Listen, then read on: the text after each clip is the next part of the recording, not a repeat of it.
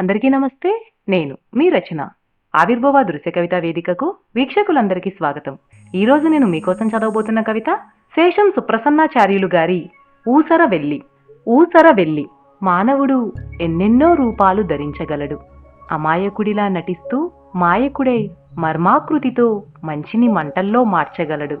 పలుకులలో అమృత వర్షం చిందిస్తూ నిలువెల్లా గరల వైతరణీ జరులు పరిగెత్తిస్తాడు.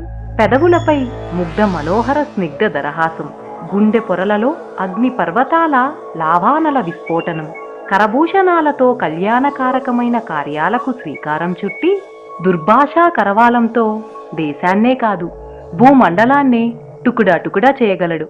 నల్ల పిల్లిలా నటిస్తూ డేగలా గమనిస్తూ హరిత బూరుహ తతులను కాంక్రీటు వనాలుగా మార్చగలడు.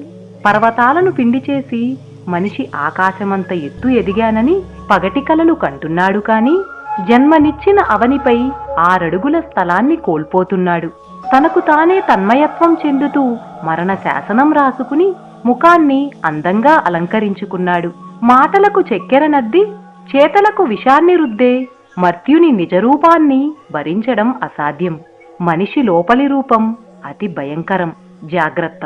ఇంతటితో ఈ కవిత సమాప్తం. మరలా వచ్చే కార్యక్రమంలో మరో మంచి కవితతో మీ ముందుకొస్తాను. అప్పటి వరకు సైనింగ్ ఆఫ్, మీ రచన.